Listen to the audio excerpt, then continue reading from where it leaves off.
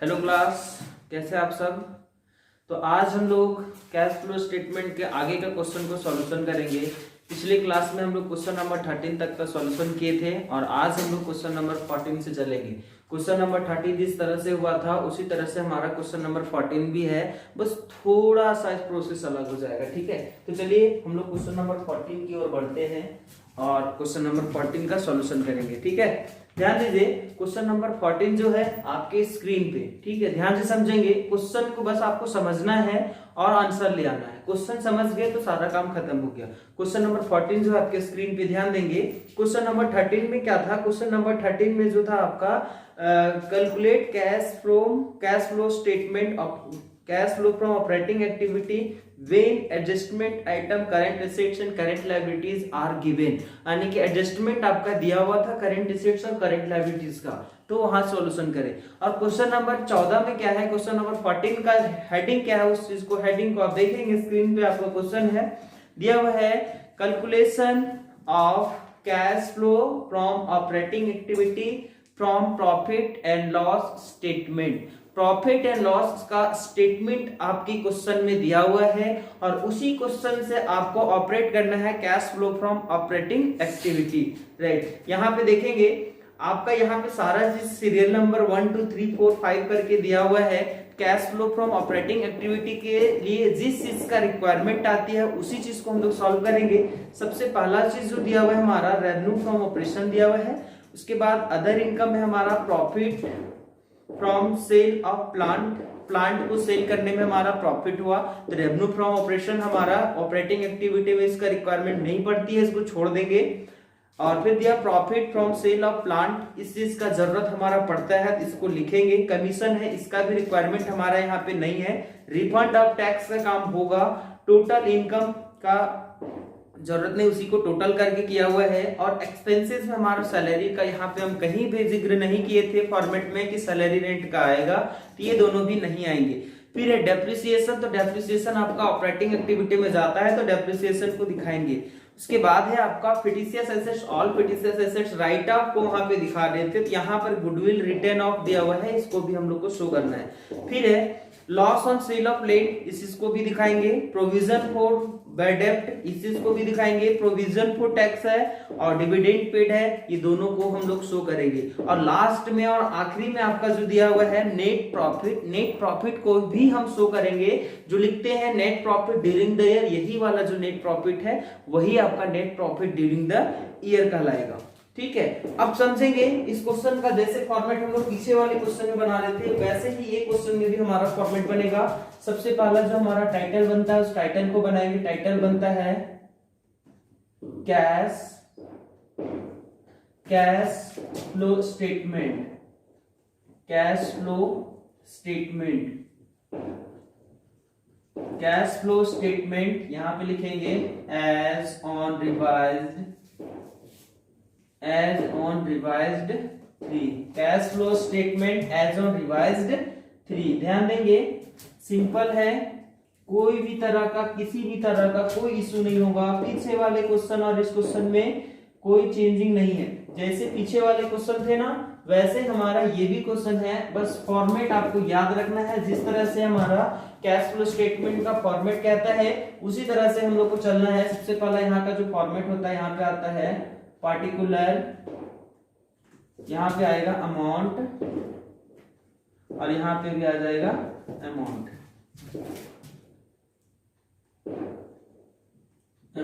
ठीक है, ध्यान देंगे सबसे पहला जो हम लोग को इसमें सॉल्व करना है cash flow from operating activity, cash flow from operating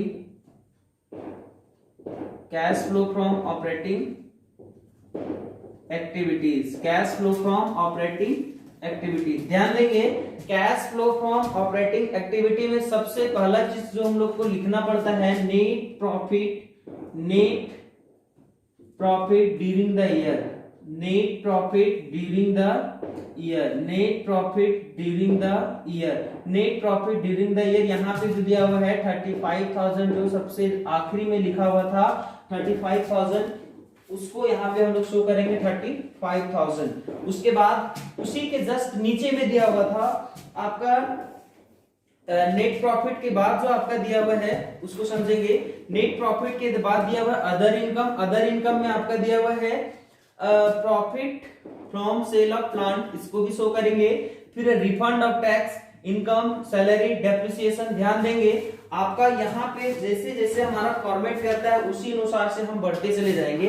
ध्यान देंगे यहाँ पे आपको कंपेयर करने की कोई जरूरत नहीं है। यहाँ पे सिंपली आपको प्रॉफिट एंड लॉस आपका निकाल के सारा चीज दिया हुआ है, प्रॉफिट एंड लॉस अकाउंट बनाया हुआ है, ठीक है। ध्यान देंगे फिर हमारा net profit during the year के बाद में हमारा ऐड होने वाला आइटम चला जाता है डिप्रिसिएशन। ऐड होने वाला चला जाता है डिप्रिसिएशन। डिप्रिसिएशन जो दिया हुआ है आपका 4000 दिया हुआ है, तो डिप्रिसिएशन को यहाँ पे लिख देंगे। फिर है आपका उसी के बाद आपका जरूरत पड़ता है गुडविल, लॉस और प्रॉफिट। यहाँ पे देखेंगे, यहाँ पे जो आपका इस क्वेश्चन में दिया हुआ है ऐड होने वाला डिप्रिसिएशन के बाद आ जाता है हमारा loss on sale of fix assets.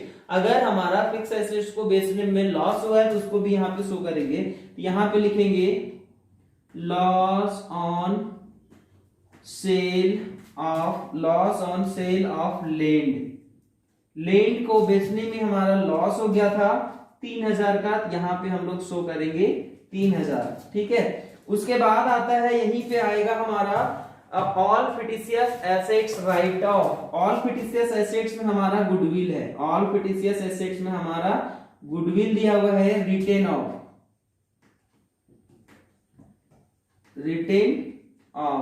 Goodwill दिया हुआ है रिटेन ऑफ। हमारा गुडविल दिया हुआ है 15,000। गुडविल दिया हुआ है 15,000, ठीक है। उसके बाद हमारा दिया हुआ नॉन ऑपरेटिंग पेड में प्रोविजन फॉर बैड डेब्ट। यहाँ पे लिखेंगे प्रोविजन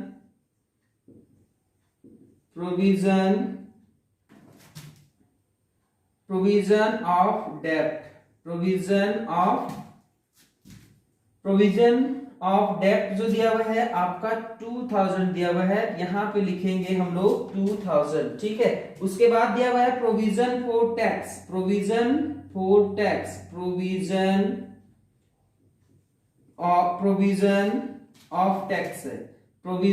ऑफ टैक्स, उसको भी यहाँ पे शो करेंगे। ये हमारा 4000 का है, यहाँ पे हम लोग 4000 लिखेंगे। फिर लास्ट में एक और दिया हुआ डिविडेंड पेड। डिविडेंड पे को भी यहाँ पे लिखेंगे डिविडेंड पेड का अमाउंट है आपका 7000, यहाँ पे दिखाएंगे हम लोग 7000 को, ठीक है। उसके बाद हमारा आगे चला जाता था नॉन ऑपरेटिंग पेड में हमारा ये सब टर्म्स दिया हुआ था। सबसे पहले net profit during the year question में खोज लेंगे। Net profit during the year के बाद डेप्रिसिएशन, उसके बाद आ जाता है loss on sale of fix assets में हमारा लैंड का लॉस दिया हुआ था, लिखे। ऑल गुडविल यानी कि वो इसमें आता है all fictitious assets write of, जहां पे गुडविल राइट ऑफ दिया हुआ उसको लिख दिए। फिर आता है नॉन ऑपरेटिंग पेड जो यहाँ पे ऐड हो जाती है, यहाँ पे लिख दिए प्रोविजन फॉर डेब्ट और प्रोविजन फॉर टैक्स और डिविडेंड पेड, तीनों लिख दिए, ठीक है। उसके बाद यहाँ पे आपका लेस होने वाला टर्म्स आता है profit on sale of fix assets. यहाँ पे प्रॉफिट भी दिया हुआ है, यहाँ पे लिखेंगे लेस में profit on sale of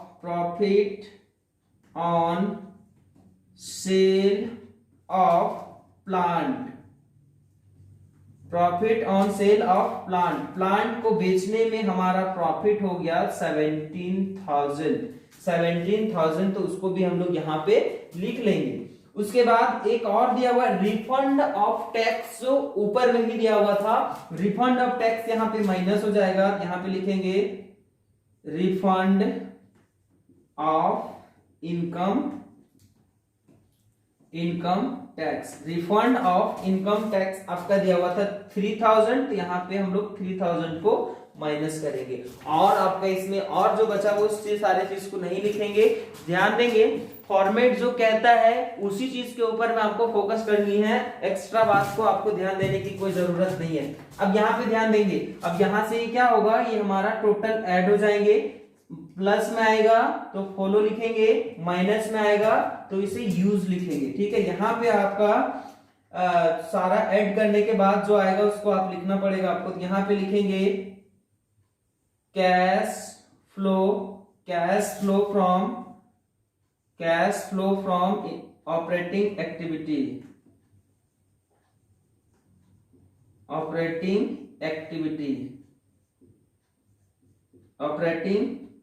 activities, cash flow from operating activity. ध्यान देंगे 35,000 को, 4,000 को, 3,000 को, 15,000 को, 2,000 को, 4 और 7,000 को जोड़ देंगे और 17 और 3 20,000 को घटा देंगे तो आपका यहाँ पर आ जाएगा 50,000। आप कैलकुलेट करके देख लेंगे, आपका 50,000 आ जाएगा। ठीक है, क्वेश्चन नंबर, ये जो क्वेश्चन नंबर था 14 था, क्वेश्चन नंबर 14, ये जो था क्वेश्चन नंबर 14, 14 नंबर क्वेश्चन था। ठीक है, ये आपका क्वेश्चन नंबर 14 है। अब इसी तरह से सेम प्रोसेस से आपका बनेगा क्वेश्चन नंबर 15 और क्वेश्चन नंबर 16 में ए बी सी जो दिया हुआ है वो आपका सारा का सारा सेम प्रोसेस से चलेगा। तो यहाँ पे हम आपको सेम टाइप का क्वेश्चन आपको सेम पैटर्न से बनाना है, तो उस चीज को हम आपको समझा के हम आपको छोड़ दे रहे हैं। उसके बाद भी किसी भी तरह का कोई इशू होगा तो लाइव सेशन जब हम आएंगे वहां पे आके आप बेझिझक उस चीज को आप पूछ सकते हैं, उसमें कोई इफ और नो नहीं है। ध्यान देंगे क्वेश्चन नंबर 15 और क्वेश्चन नंबर 14 में क्या अंतर है समझिए। ऊपर वाले में हमारा प्रॉफिट एंड लॉस स्टेटमेंट दिया हुआ था और क्वेश्चन नंबर 15 में हमारा बैलेंस शीट दिया हुआ रहेगा, वहां से हम लोग को cash flow from operating activity बनाना है। ठीक है, देखिए यहाँ पे क्वेश्चन नंबर 15 जो है उस क्वेश्चन को समझेंगे। क्वेश्चन नंबर 15 जो दिया हुआ है उस चीज को समझिए। सबसे पहले क्वेश्चन नंबर 15 जो है आपके स्क्रीन पे ध्यान देंगे, बोल रहा है क्वेश्चन में from the following information prepare cash flow statement as on 31 March 2020। यानी कि आपको प्रिपेयर करना है कैश फ्लो स्टेटमेंट 31 मार्च 2020 में 20 का। ठीक है, आपका बैलेंस शीट यहाँ पे दिया हुआ है, आपको फॉर्मेट आपको पहले बता दिया जा चुका है, फॉर्मेट आपको याद होगा। जो जो चीज का जरूरत पड़ती है फॉर्मेट में उसी चीज को यहाँ पे हम लोग नोट करेंगे और लिखेंगे। यहाँ पे बैलेंस शीट 2019 और 20 का दिया हुआ है, कंपेयर कर लेंगे। ध्यान देंगे यहाँ पे आपका फर्स्ट में दिया हुआ है equity and liabilities. Equity and liabilities में दिया हुआ है आपका सबसे पहला शेयर होल्डर फंड में आपका शेयर कैपिटल दिया हुआ है। शेयर कैपिटल हमारा फिक्स लायबिलिटीज होता है, फिक्स लायबिलिटीज हमारा फाइनेंशियल एक्टिविटी में जाता है, जिसको हम लोग इन्वेस्टिंग एक्टिविटी के बाद उसे हम लोग सॉल्व करेंगे। इसका इसमें जरूरत नहीं है, शेयर कैपिटल को हम लोग नहीं लिखेंगे। ठीक है, फिर दिया हुआ है रिजर्व एंड सरप्लस, इसमें प्रॉफिट एंड लॉस दिया हुआ है, तो इसको कंपेयर कर लेंगे। 80,000 से 110,000 चला गया है, यानी कि ये 30,000 आपका प्रॉफिट हुआ है, उसको लिख लेंगे। ठीक है, उसी के नीचे दिया हुआ है ट्रेड पेबल और other current liabilities. Trade payable भी हमारा करेंट लायबिलिटीज है और अदर करेंट लायबिलिटीज भी हमारा करेंट लायबिलिटीज ही है। यहाँ पे कंपेयर कर लेंगे, हमारा ट्रेड पेबल जो है 40,000 से 30,000 हो गए, डिक्रीज हुआ है। आपको मालूम है करेंट एसेट्स अगर इंक्रीज करता है तो उसे माइनस करते हैं और करेंट एसेट्स डिक्रीज करता है तो उसे प्लस करते हैं। करेंट एसेट्स अगर बढ़ता है यानी कि इंक्रीज करता है करेंट लायबिलिटीज, करेंट एसेट्स का उल्टा चलता है। करेंट एसेट्स बढ़ेगा तो उसको घटा देना है और घटेगा तो बढ़ा देना है। और लायबिलिटीज अगर इंक्रीज करता है तो प्लस करना है, डिक्रीज करता है तो माइनस करना है, यानी कि घटेगा तो घटाएंगे, बढ़ेगा तो बढ़ाएंगे। ये हमारा लायबिलिटीज का प्रोसेस है। दोनों में से किसी एक को आप याद रख लेंगे ना तो आसानी से आप सोल्व कर सकते हैं। ठीक है, कोई दिक्कत आपको नहीं होगा। उसके बाद दिया हुआ है आपका करंट एसेट्स। करंट एसेट्स में फिक्स एसेट्स दिया हुआ है, इन्वेस्टमेंट दिया हुआ है। फिक्स एसेट्स और इन्वेस्टमेंट हमारा फाइनेंसिंग एक्टिविटी में इन्वेस्टिंग एक्टिविटी में यूज होता है। ऑपरेटिंग एक्टिविटी में इसकी किसी भी तरह का कोई रिक्वायरमेंट नहीं आएगा। यदि हाँ यही क्वेश्चन में अगर एडजस्टमेंट रहता, डिप्रिसिएशन निकलता तो उस चीज को यहाँ पे लिखते, लेकिन उस चीजों की जरूरत हमारा इसमें नहीं है।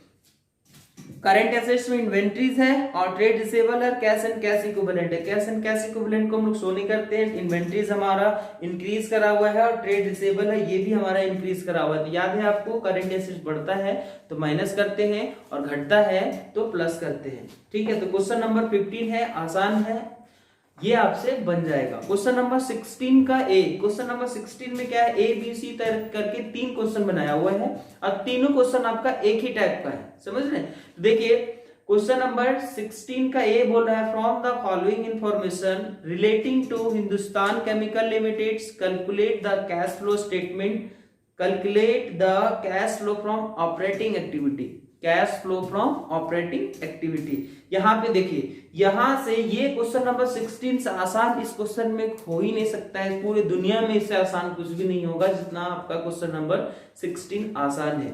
क्या कहता है 16 समझिए, इसमें आपका सारा चीज इंक्रीज और डिक्रीज करके दिया हुआ, आपको सिर्फ फॉर्मेट बनाना है और प्लस और माइनस करना है। ठीक है, देखिए दिया हुआ है operating profit before working capital charge दिया हुआ है 57,500, net profit during the year वही नाम से लिखेंगे। फिर दिया हुआ डेटर हमारा डिक्रीज करा हुआ है, स्टॉक हमारा इंक्रीज करा हुआ है, बिल्स पेबल डिक्रीज किया हुआ है, क्रेडिटर इंक्रीज करा हुआ है, कैश एंड बैंक दिया हुआ है, इसका तो जरूरत पड़ता नहीं है।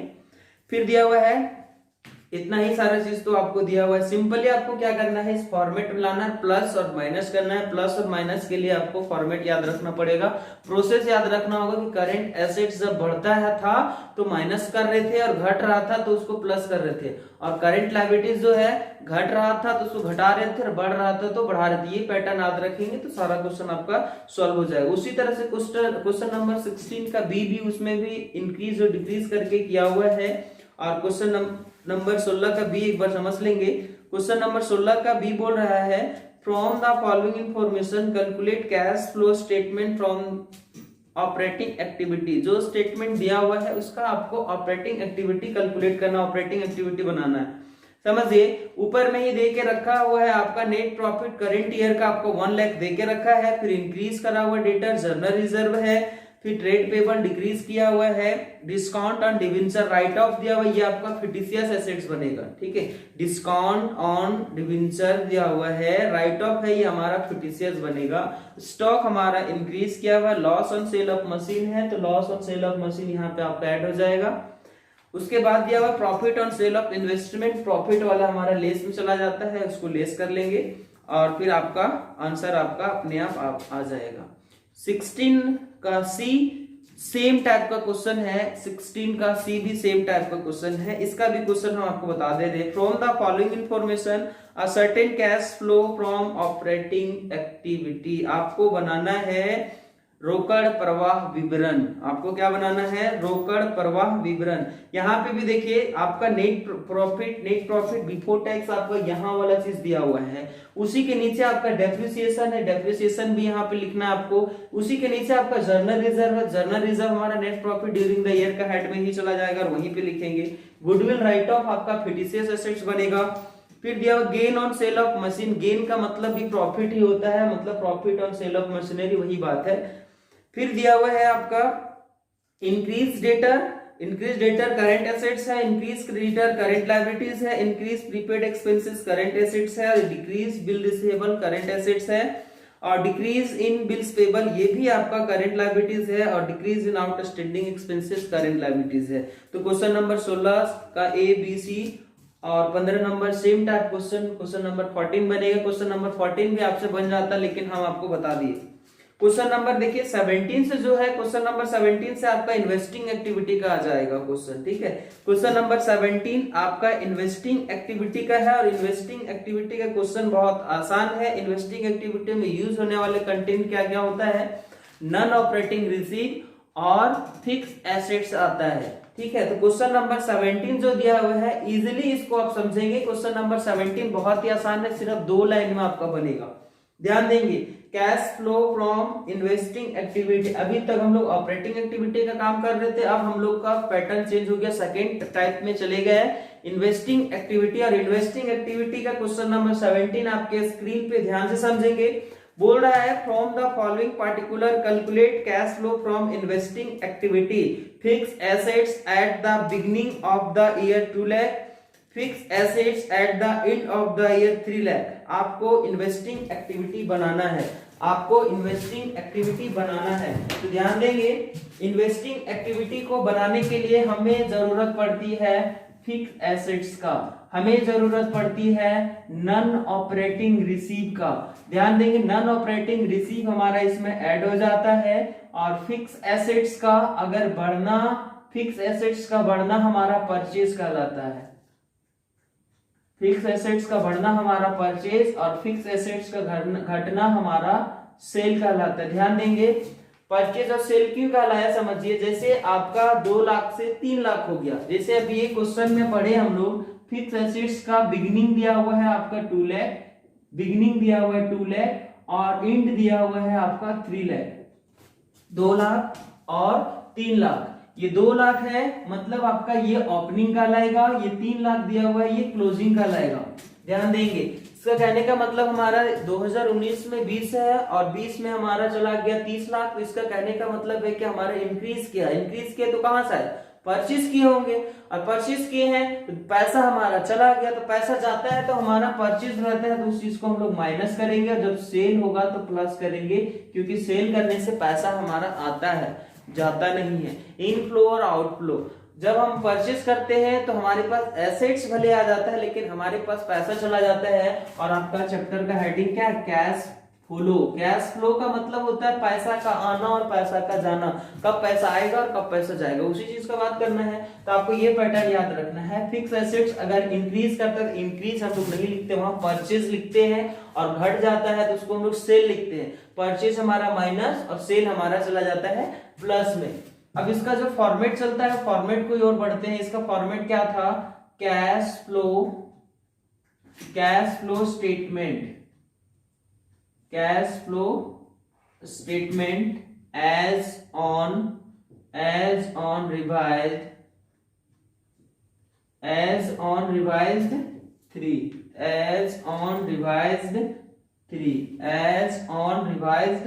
3 समझेंगे। जिस तरह से ऑपरेटिंग एक्टिविटी को हम लोग बनाए ना, उसमें net profit during the year सबसे पहले खोजने की जरूरत पड़ रही थी। यहाँ पे वो सब सारे चीजों की जरूरत हमारे पास नहीं पड़ेगा। यहाँ पे लिखेंगे पार्टिकुलर,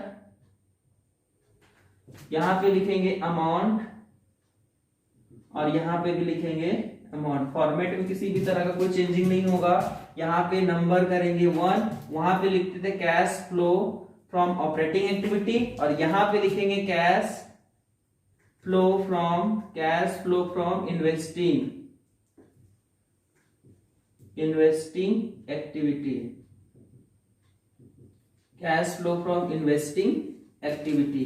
ध्यान देंगे, क्वेश्चन नंबर 17 जो दिया हुआ है उसमें आपका फिक्स एसेट्स बिगिनिंग का दिया हुआ है और फिक्स एसेट्स एंडिंग का दिया हुआ है। तो बिगिनिंग में आपका 2 लाख था और एंडिंग में आपका 3 लाख हो गया। बिगिनिंग में 2 लाख और एंडिंग में आपका चला गया 3 लाख, यानी कि बढ़ गया है। तो यहां पे लिखेंगे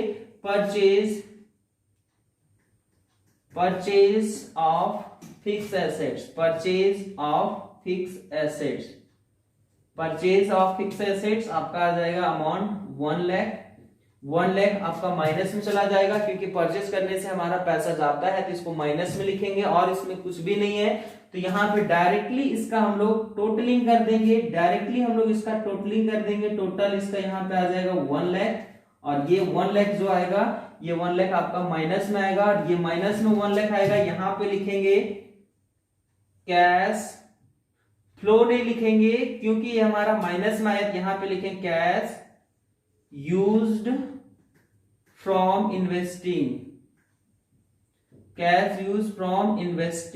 एक्टिविटी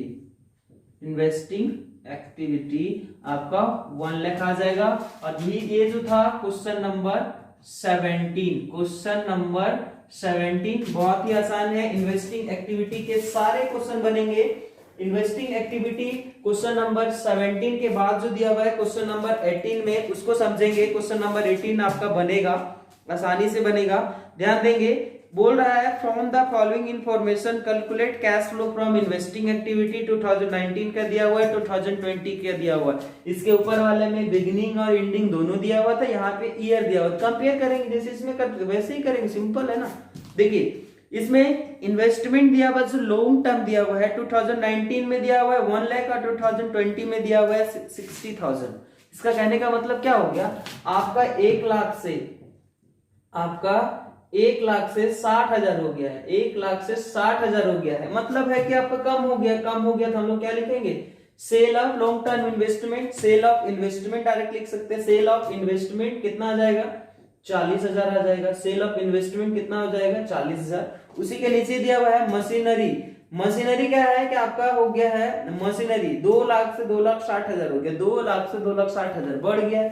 इसको क्या लिखेंगे, 2 लाख से ये हो गया है 2,60,000, 2 लाख से हो गया है 2,60,000, यानी कि ये हमारा परचेज हो गया। ये हो गया परचेज, कितना से हो गया है, परचेज हमारा 60,000 से हो गया, परचेज हमारा 60,000 से हो गया, यानी कि हमारा ये आपका परचेज वाला माइनस में जाएगा, ये प्लस में जाएगा, यानी कि इसमें भी हमारा माइनस में ही आएगा। 20,000 कैश यूज होगा इन्वेस्टिंग एक्टिविटी, यानी क्वेश्चन नंबर 18 जो है वो भी आपसे बन जाएगा। क्वेश्चन नंबर 18 1 लाख से 60,000 हुआ, सेल किए, ये हमारा सेल वाला प्लस में जाता है, इसी फॉर्मेट में लिखेंगे। यहाँ पे लिखेंगे purchase of sale of long term investment, यहाँ पे आ जाएगा purchase of machinery, purchase of machinery, आपका यहाँ पे 40,000 आएगा, यहाँ पे 60,000 आएगा, आपका माइनस 20,000 आएगा, यानी कि यूज्ड हो जाएगा, cash use from investing activity. Question number 18 ध्यान देंगे, आज हम लोग जो सबसे वीवीआई क्वेश्चन आपका क्वेश्चन नंबर 19 जो है, सबसे VVI question number 19, question number 19 को हम लोग आज आखिरी क्वेश्चन सॉल्व करेंगे। क्वेश्चन नंबर 19 जो वीवीआई है बहुत ही इंपॉर्टेंट है। उसके बाद आगे का क्वेश्चन नंबर 20, 21, 22, 23 आपको खुद से ट्राई करना है, फिर आपका स्टार्ट हो जाएगा फाइनेंसिंग एक्टिविटी। क्वेश्चन नंबर 19 को एक बार हम आपका पढ़ दे रहे, क्वेश्चन को ध्यान देंगे। बोल रहा from the following information calculate the amount of cash flow from investing activity. ध्यान से समझेंगे, क्वेश्चन आपके स्क्रीन पे है, ध्यान से समझेंगे और अच्छे से समझेंगे। ईयर जो दिया हुआ है 19 या 20, 31 मार्च 2019, 31 मार्च 2020। प्लांट एंड मशीनरी दिया हुआ है 8,50,000 और 20 में दिया हुआ है 10 लाख। नॉन करेंट इन्वेस्टमेंट दिया हुआ है 40,000 और उधर में दिया हुआ है 1 लाख। और लेंड दिया हुआ है, लेंड का दिया हुआ है एट कॉस्ट है 2 लाख है और उधर में 1 लाख है। फिर एडिशनल इंफॉर्मेशन, सबसे इंपॉर्टेंट बात यहाँ पे एडिशनल इंफॉर्मेशन है, फिक्स एसेट्स का है, यानी कि आपका इन्वेस्टिंग एक्टिविटी का है, जिसके ऊपर ना आपका एडजस्टमेंट दिया हुआ रहता है ना, उसका हम लोग अकाउंट खोलते हैं। कैसे खोलते हैं समझिए, यहाँ पे क्या है उसको समझिए। दिया हुआ है depreciation charge on plant and machinery was ₹50,000। Plant and machinery के ऊपर में डेप्रिसिएशन आपका 50,000 चार्ज किया गया। फिर दिया हुआ दूसरा में plant and machinery with a book value of 60,000 was sold 40,000। ध्यान देंगे, डिप्रिसिएशन 50,000 घटाने के बाद, डिप्रिसिएशन 50,000 घटाने के बाद उसका बुक वैल्यू जो आया, रिटर्न डाउन वैल्यू जो निकल के आया 60,000 और उसे बेच दे रहा है 40,000। आपको प्रॉफिट हुआ या लॉस हुआ उसे उसको निकालना है। तीसरा एडजस्टमेंट है land was sold at gain of 60,000। Land जो दिया हुआ है ये सेल हुआ है 60,000 में, लैंड जो सेल हुआ है वो 60,000 उसमें प्रॉफिट हुआ है, तो गेन वाला का आपको काम आता है, तो मालूम है। तो ध्यान देंगे, cash flow from investing activity का फॉर्मेट बनाएंगे और इसका हम लोग इस क्वेश्चन को सॉल्व करेंगे, बहुत ही आसान है। और ये क्वेश्चन अगर 19 नंबर क्वेश्चन अगर आपको समझ में आ गया तो सारा का सारा क्वेश्चन आपका बन जाएगा, इन्वेस्टिंग एक्टिविटी का सारा क्वेश्चन बन जाएगा। फिर हम लोग नेक्स्ट क्लास में फाइनेंसिंग एक्टिविटी में चले जाएंगे। तो ध्यान दीजिए क्वेश्चन नंबर 19, क्वेश्चन नंबर 19 बहुत ही आसान है। क्वेश्चन नंबर 19 जो है बहुत ही आसान है, बस आपको इसमें प्रोसेस समझना है। जिसके ऊपर में एडजस्टमेंट दिया हुआ रहता है ना, एडिशनल इंफॉर्मेशन, जिस चीज के बारे में कोई भी फिक्स एसेट्स का बोलता है ना, तो उसका हम लोग अकाउंट खोलते हैं। और अकाउंट खोलने का मतलब पता है ना आपको, बहुत साल पहले जब आप बहुत छोटे छोटे बच्चे थे 11th-12th में, उस टाइम में आप लोग अकाउंट खोलने के लिए सीखे थे। अकाउंट खोलने के लिए मतलब लेजर बनाने के लिए, लेजर बनाने के लिए आप सीखे थे, लेजर बनाने के लिए आप सीखे थे, वही लेजर को बनाने के लिए आपको यहाँ फिर से सिखा रहे हैं हम। सिंपल है, ज्यादा क्रिटिकल नहीं है, बहुत ही सिंपल है, बहुत सिंपल है, समझिए। यहाँ पे फॉर्मेट सेम रहेगा, यहाँ पे आ जाएगा पार्टिकुलर, पार्टिकुलर, यहाँ पे आएगा अमाउंट और यहाँ पे भी आएगा अमाउंट, ठीक है। यहाँ पे हम लोग नंबरिंग करेंगे, cash flow from investing activity, investing activity, cash flow from investing activity. ध्यान देंगे, सबसे पहला एडजस्टमेंट जो दिया हुआ है डेप्रिसिएशन दिया हुआ प्लांट एंड मशीनरी का, तो सबसे पहले हम लोग यहाँ पे अकाउंट जो खोलेंगे ना, सबसे पहले हम लोग प्लांट एंड मशीनरी का अकाउंट खोलेंगे। यहाँ पे लिखेंगे plant and machinery, plant and machinery, plant and machinery. इसका फॉर्मेट हो जाएगा आपका, ये फॉर्मेट नहीं बनेगा, इसमें बनेगा पार्टिकुलर अमाउंट, पार्टिकुलर अमाउंट, इसमें आपका जो फॉर्मेट बनेगा 2 बनेगा, यहां पर आ जाएगा पार्टिकुलर और यहां पे आएगा आपका अमाउंट, और यहां पे आएगा पार्टिकुलर यहां पे भी आएगा अमाउंट। ठीक है, ध्यान देंगे अकाउंट खोल रहे हैं प्लांट एंड मशीनरी का, प्लांट एंड मशीनरी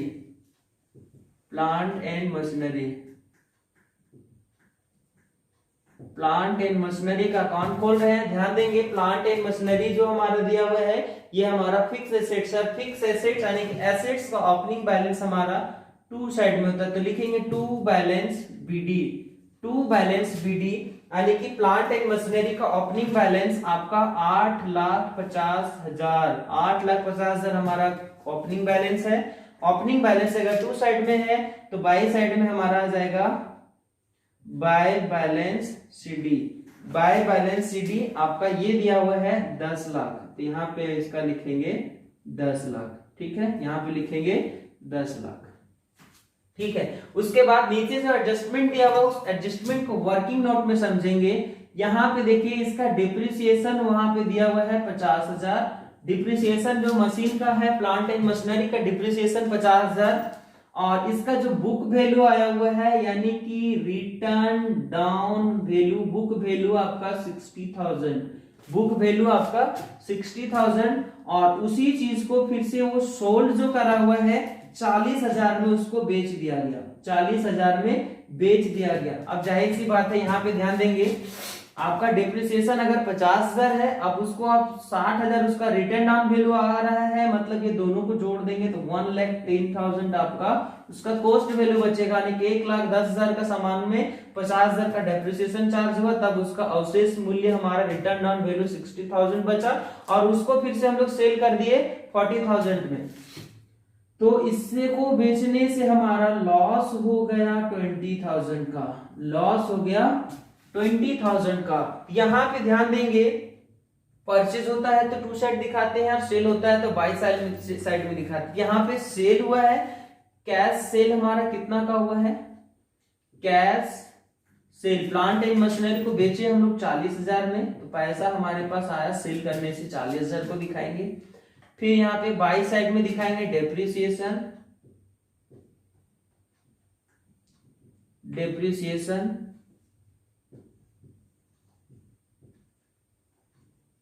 डिप्रिसिएशन जो दिया हुआ आपका 50,000 को लिखेंगे।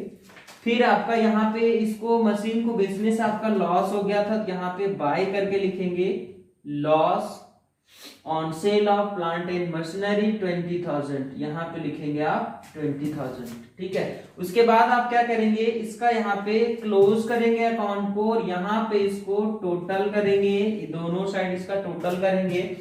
10 लाख में आपका इसको जोड़ देंगे तो 40,000 है, 50,000 और 20,000 1,10,000 को जोड़ देंगे तो यहाँ पे हो जाएगा 11,10,000, 11,10,000। इधर में भी टोटल आ जाएगा 11,10,000, 11,10,000। यहाँ पे 2 साइड में जो हमारा बच जाएगा निकलेगा तो इसको लिखेंगे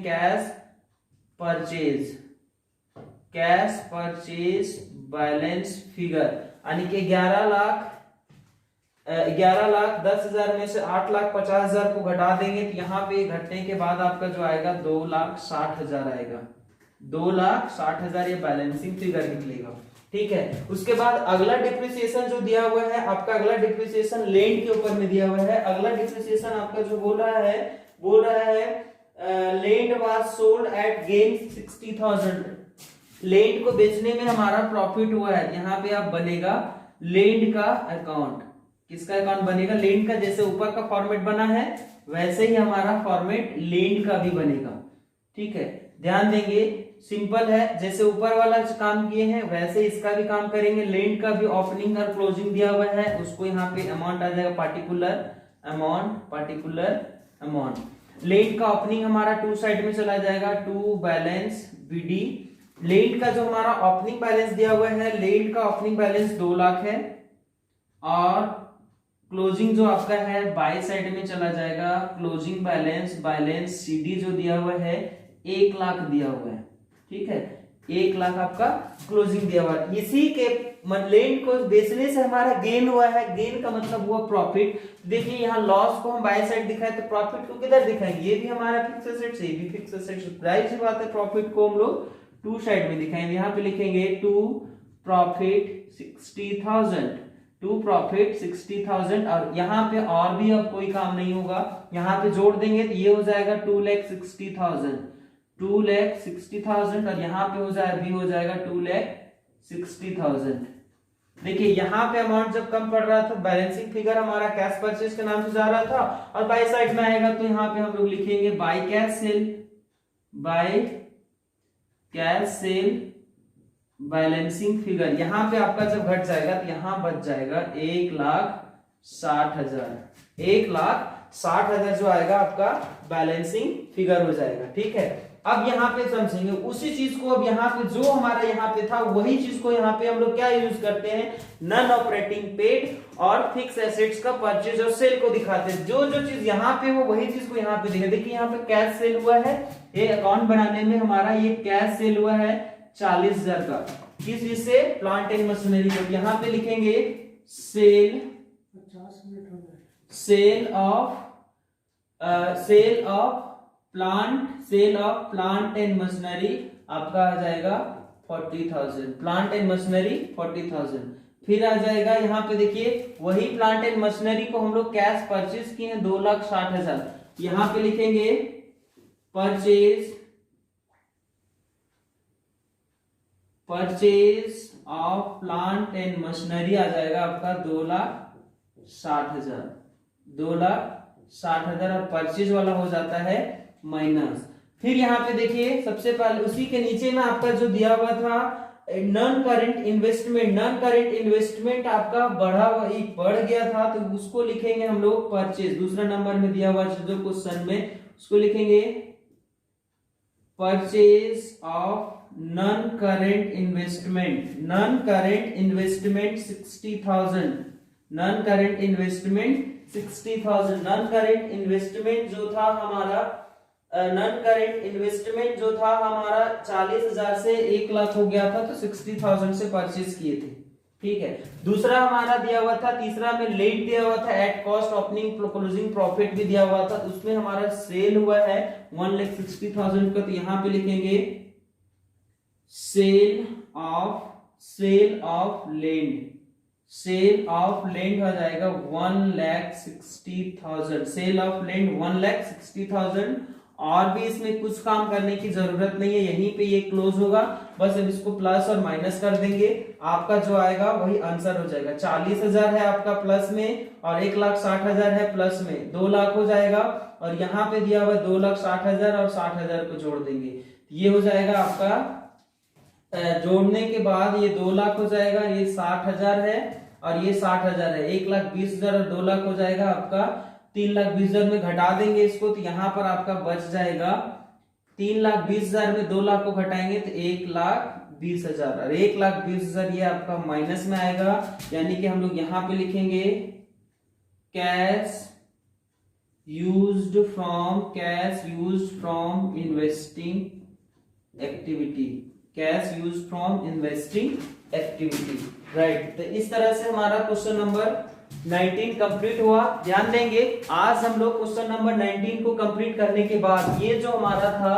क्वेश्चन नंबर 19 और क्वेश्चन नंबर 20 के बाद जो इन्वेस्टिंग एक्टिविटी का क्वेश्चन है वो आपसे बनेगा, ट्राई करेंगे क्वेश्चन नंबर 23 तक, जहां तक बनेगा इन्वेस्टिंग एक्टिविटी का सारा ट्राई करेंगे। नेक्स्ट क्लास में हम लोग इन्वेस्टिंग एक्टिविटी का कुछ टॉपिक को बात कर लेंगे, फिर इसे छोड़ देंगे, फिर हम लोग अगले क्लास में करेंगे फाइनेंसिंग एक्टिविटी। तब तक के लिए थैंक यू, धन्यवाद।